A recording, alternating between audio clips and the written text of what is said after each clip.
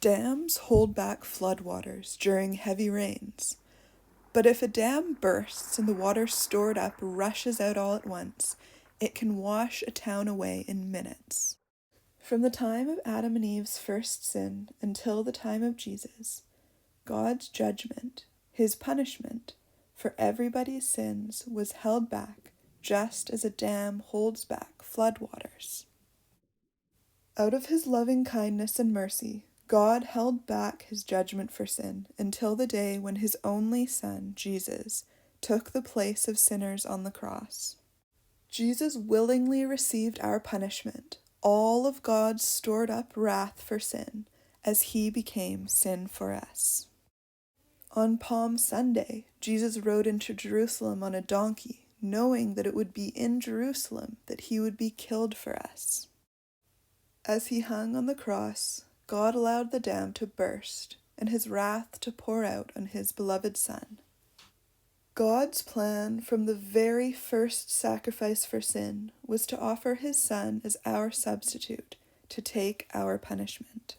Taking our place on the cross meant that Jesus suffered in every way possible. He was betrayed by one of his close friends, Judas, for 30 silver coins. The leaders of his own Jewish community were the ones who plotted to kill him. When he was arrested,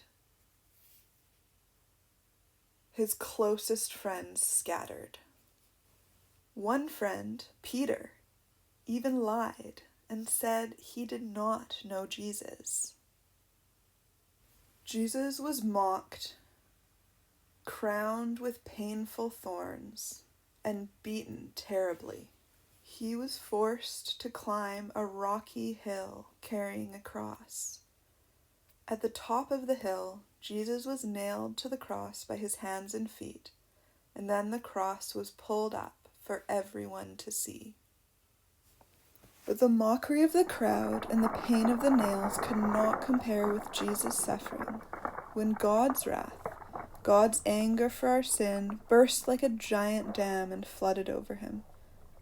We can't imagine the terrible suffering that must have meant for Jesus. With God's wrath completely poured out, with every sin paid for, Jesus said, "It is finished." Then he bowed his head and died. Jesus, the Lamb of God, had paid the penalty for our sin.